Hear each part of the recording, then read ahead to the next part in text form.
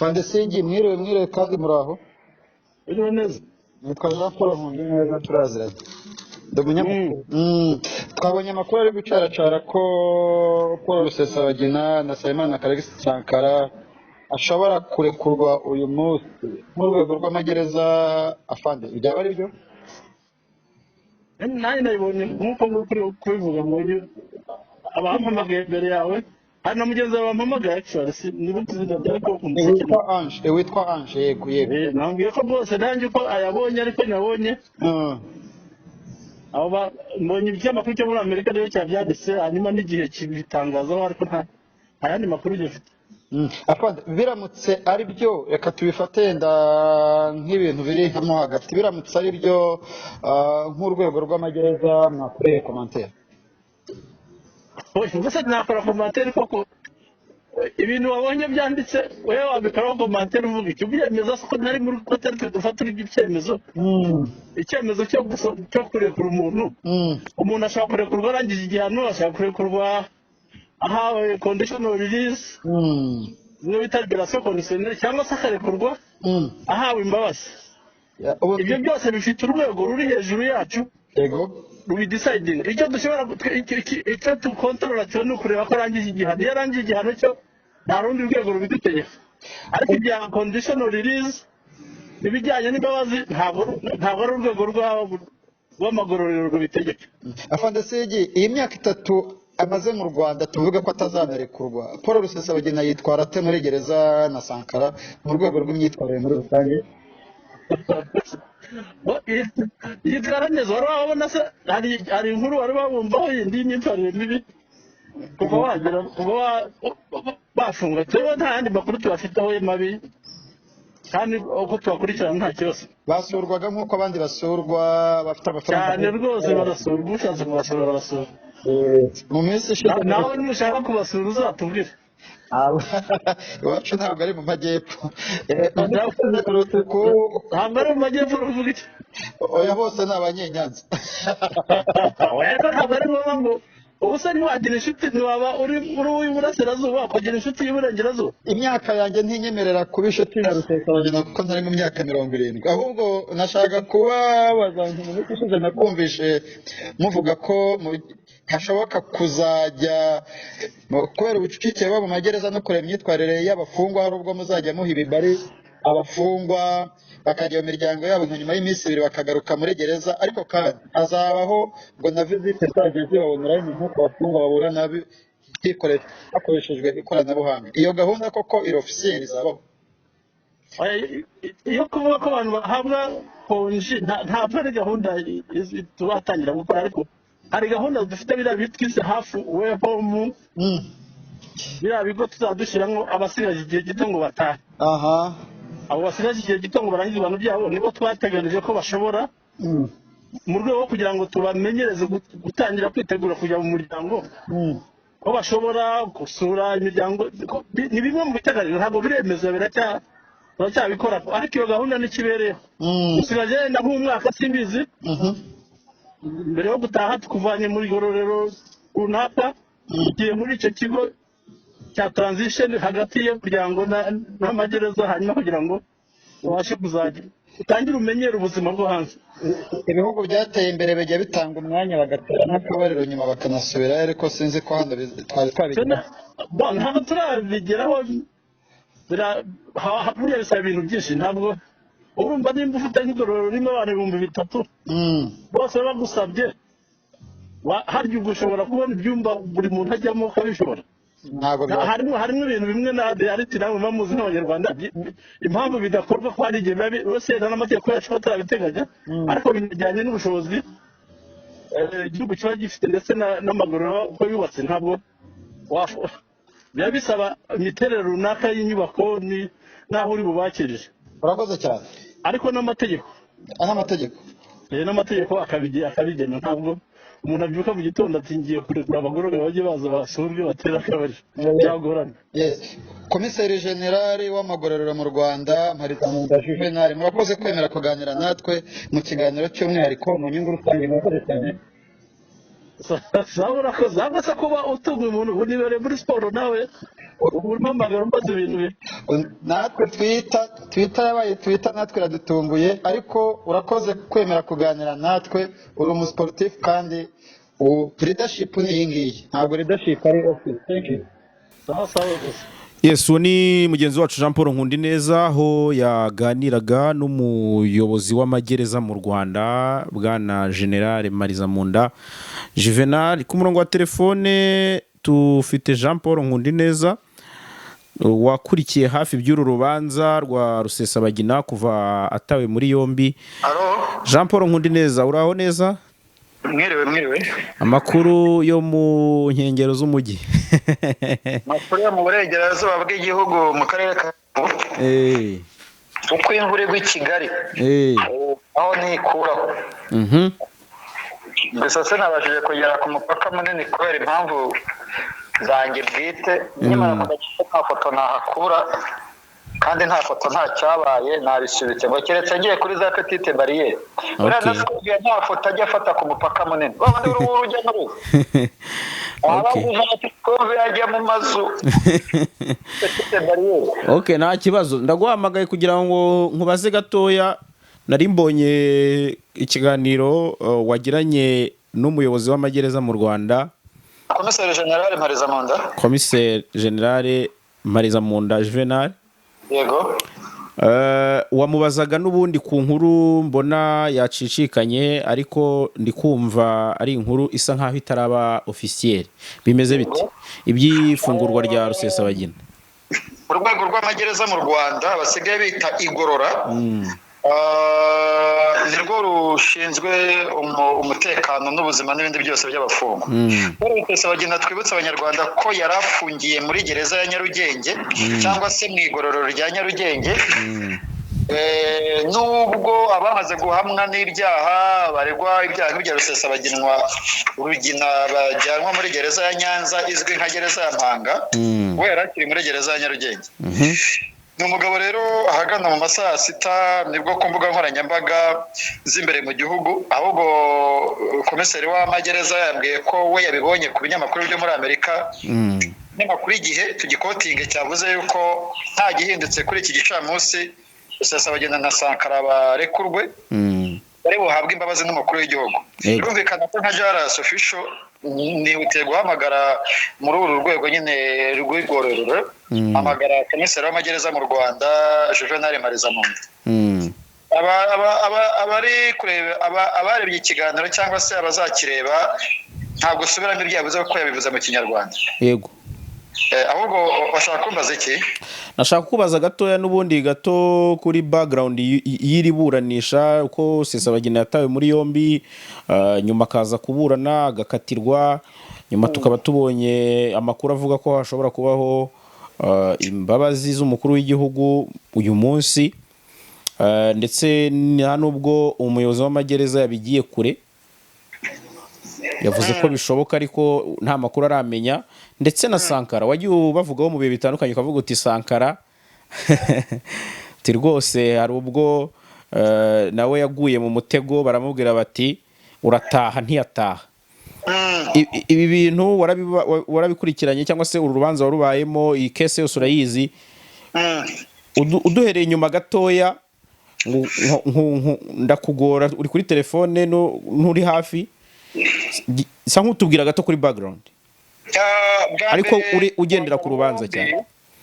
Uwari minisitiri w'ububanyi n'amahanga Richard Sezibera niwe wavuze bwa mbere ko Rusesabagina nako Sankara ari mu Rwanda. Ntabwo yimitse cyane uko yafashwe naho yafatiwe, ariko iyo ubwo yahamagazaga ikiganiro n'itangazamakuru uwari minisitiri w'ububanyi n'amahanga Richard Sezibera yavuze ko nubwo bavuga ko Nyungwe bayifashe ibitero bya Nyabimata babyemera, ariko ko umuvugizi wa MRCD Sankara wise Major Sankara ari mu Rwanda, bidateye kabiri wari umuvugizi wa RIB mu Rwanda Modeste Mbabazi, RIB iramwerekana Sankara yaje ku cyicaro cya RIB yambaye amarinete ya fime, yambaye uko yajyaga agaragara ku mbuga nkoranyambaga. Nta byinshi yavuze usibye kutwiyereka, akamwenyura gato akamusubiza aho yari afungiwe. Sankara rero Karisiti yunganiwe na Maître Nkundabarashi Moise, uyu munsi ni batoniye, aburana yemera ibyaha. Hanyuma urukiko ruburanisha ibyaha mpuzamahanga n'ibyambukiranya imipaka rw'i Nyanza umwanya ibyaha rumukatira igihano cy'imyaka 20.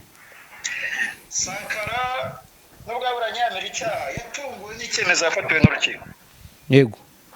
Ubwo muri 2020 mu kwezi kwa munani Paul Rusesabagina yafatwaga, Sankara mu ijwi rye yaravuze ati bosi wanjye yafashwe, ndumva urubanza rugiye kuryoha. Nari umuvugizi niba perezida yafashwe urubanza rugiye kuryoha, niko byagenze. Sankara yagaragaye mu rukiko nk'ushinja Rusesabagina. Aha 30%. Mu kwerera k'urukiko Rusesabagina byageze hagati yikura mu rubanza kuko yavugaga ko nta butabera yiteze ku Rwanda. Ubwo Pasiteri niyo mwungeri yasobanuraga uburyo yamushukashutse nka shitani. Yaravuze kumuzana nta mana yari irimo, naramushukashutse. Ibyo Pasiteri yavuze Kigali. Yego. Batomye ba Bibiliya gushukashuka, ubundi tubize mu gihe cya Adamu na Eva. Ku nzoka. Rero niyo mwungeri yari inzoka. Rusesabagina we mu mvugo ze zitandukanye yavuze ati ngende ipfubyi ya UN, ariko Kinyarwanda nzi ndi umubirigi utuye muri Amerika. Rero ubwo yatangiraga kuburana, Rusesabagina afite amafoto ye nagiye mu rubanza rw'inshuro nyinshi. Reka tubwire abantu ko yafatiwe ku kibuga mpuzamahanga cya Kigali, ariyo mpamvu yaburanishijwe n'urukiko rw'ibanze rwa Nyarugenge, akajurira mu rukiko rwisumbuye rwa Nyarugenge, ariko yajya kurana mu mizi akaburanishwa n'urukiko mpuzamahanga ruburanisha ibyaha mpuzamahanga byambukiranya imipaka ruri i Nyanza mu majyepfo y'u Rwanda.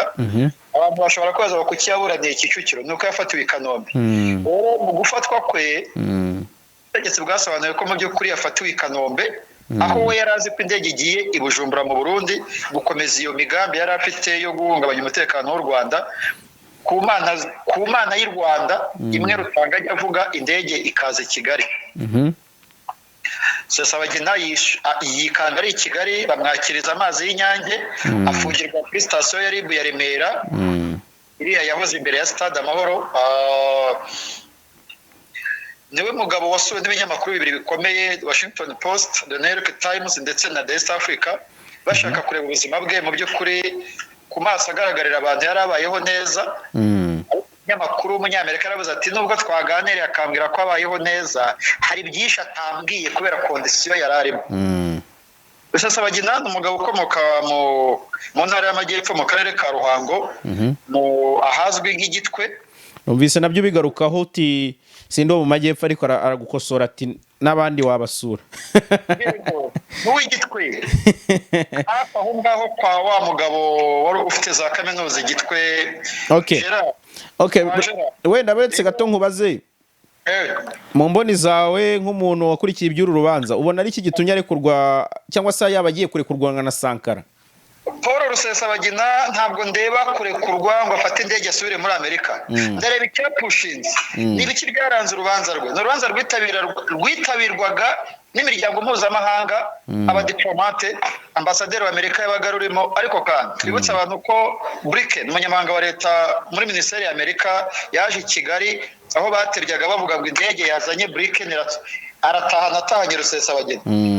Umukuru w'igihugu mu bitandukanye yavuze ko pressure hano idakora, uko yatashye Maramasa atamutahanye. Ariko ambasaderi mushya w'Amerika mu Rwanda mu mbwirwaruhame ze akiri Washington DC yavuze ko aje gupezanya n'u Rwanda kugira ngo arebe uko bakumva ijwi rya Amerika, kugira ngo ngira ngo ntabwo ari iyo mvugo yakoresheje gupeza. Ngewe ndakoresha gupeza nk'umunyamakuru. Ambasaderi yavuze ko aje kwereka u Rwanda impamvu Rusesabagina akwiye kurekurwa. Hanyuma mu binyamakuru byanditse harimo n'Igihe bamugaragaje nk'umwambari wa Blinken, ariko minisitiri w'abanyamahanga wundi ambasaderi abari munsi ye niwe umugena. Rero ibyo byose tutibagiwe inteko ya European Parliament, abasenateri muri Amerika bagiye bagaragaza ko mu by'ukuri akwiye kurekurwa. Ngende kureba izo mbaraga zimurekuye. Ni umugabo umaze imyaka 3 mu gihugu. Natunguwe n'irekurwa rya Rusesabagina. ariko aho kugira ngo duteze ibibazo nk'igihugu wa mugani w'umukuru w'igihugu avuga ati n'abakoze jenoside barababariwe nkatswe Rusesabagina. Hari ikinyamakuru cyandikira hano imbere mu gihugu cyanditse ko yanditse asaba imbabazi, ariko nibaza Rusesabagina wikuye mu rubanza akaba ataraburanishijwe n'inkiko z'u Rwanda kuko yikuye mu rubanza ko atarizeye ubutabera bw'u Rwanda, yasabye imbabazi ati gusa narekurwa nubwo amagereza atarabyemeza tuzamenya neza koko niba yarasabye imbabazi. Niteze ko Rusesabagina agomba kurekurwa agahabwa condition ibyo batagomba kurenza, akitaba buri wa gatanu w'ukwezi nk'uko Victoire Umuhoza Ingabire ubwo yarekurwaga na Perezida Kagame muri 2019 na n'uyu munsi aracyitaba ubushinjacyaha. Rero bene wabo n'abambari ba Rusesabagina babyine gake, nubwo yaba yahawe imbabazi kondisiyo z'ubushinjacyaha ntekereza ko zizagumaho, keretse ubushinjacyaha n'ubudekarara bukavuga ko nta zindi kondishoni bwashyizeho. Nari nkubajije nti utekereza ko ari iki cyaba gitumye agiye kuba yarekurwa na Sankara, kandi Sankara nawe wenda hari abavuga bati buri wese cyane gatozi, ubitekerezaho iki bundi kwanza? Ntekereza ko mu by'ukuri abavictime bababaye kuko umwaka washize abantu bagizweho ingaruka n'ibitero byagabweho Sankara umuvugizi wa MRCD ndetse perezida w'ishyaka akaba ari Paul Rusesabagina bagiye kwibuka abantu bishwe bakagwa muri Nyungwe igihe batwikaga imodoka z'ivi Rusizi. Ni igihombo gikomeye ku barokotse kiriya gitero bagabweho na MRCD, ni igihombo gikomeye, ariko ntabwo nzi niba yenda hazabaho indishyi z'akababaro zizatangwa na ba Rusesabagina niba yanditse asaba imbabazi gare ko yemeye icyaha.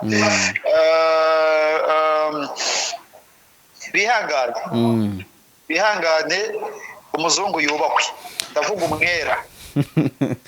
tumenyeye ko liberté conditionnelle cyangwa se imbabazi zitangwa n'umukuru w'igihugu akenshi zikunze kubaho umuntu akoze nk'igice cy'ibihano yakatiwe. Kurwa by'agateganyo niho bivuga 2/3. Imbabazi ushobora no kuzihabwa ukiri mu nkiko. Twitege ko na Colonel Tom Byabagamba na General Rusagara retired bashobora guhabwa imbabazi, kuko Tom Byabagamba akatiye imyaka 20, ntabwo yakoze ibyaha biruta bya Rusesabagina. Rusagara akatiye 15, ntiyakoze ibyaha biruta bya Rusesabagina. Twitege ko nyuma y'imyaka 10 aba bagabo bafunze bashobora nabo guhabwa imbabazi. Rusesabagina yarinze umukuru w'igihugu imyaka irenga 20, nako Colonel Tom Byabagamba yarinze umukuru w'igihugu imyaka irenga 20, yari akuriye umutwe w'abarinda umukuru w'igihugu, yabanye nawe kuva muri struggle. Sintekereza ko yaba ari umugome kurusha Rusesabagina ufunzwe umaze imyaka 3 ari mu butabera. Iyi myaka 3 tuyiti iyo kuburana nayo niteguye ko bitunguranye na Colonel Tom Byabagamba ndetse na General Rusagara bashobora kuzahabwa imbabazi n'umukuru w'igihugu. Twibutse abantu ko abagabo nabo bafunzwe muri 2013. Niba Rusesabagina yarekurwa ku mbabazi z'umukuru w'igihugu, nanjye ndamusabiye noneho arekurwe n'abamuriki bamuha imbabazi. Nawe afite ukuntu yakoreye igihugu cyane biciye mu rubyiruko na ndi umunyarwanda. Ibyo byose ibyo bigenwa n'umukuru w'igihugu nyine ko ari utanga imbabazi. Inteko ingingo y'101 n'ijwi ry'umuturage uyu mwanya reka nibere umuturage, nanjye ndabasabiye mu izina ryanjye bwite.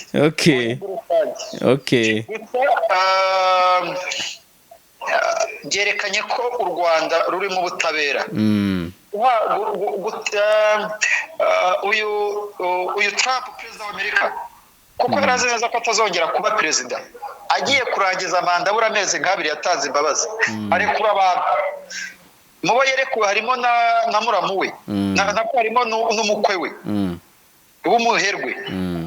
Nta kintu kidasanzwe, tuvuge ngo mu ijambo rimwe, nta kintu kidasanzwe Perezida Kagame yakoze cyo gutanga ibibazo batuvuga ngo Rusesabagina wenyine, kuko Victoire yamuha imbabazi nta mbaraga nyinshi zabayeho.